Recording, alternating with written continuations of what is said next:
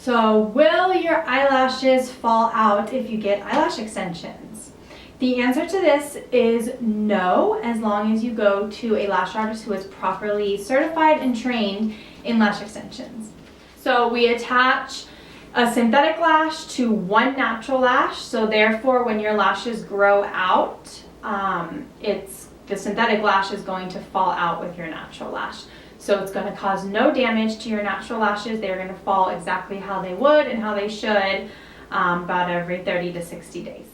However, if you do go to someone who is not properly trained and certified in lash extensions, then yes, it can cause damage to your natural lashes and it can cause them to fall out faster, permanently, and cause alopecia where they just won't grow back anymore.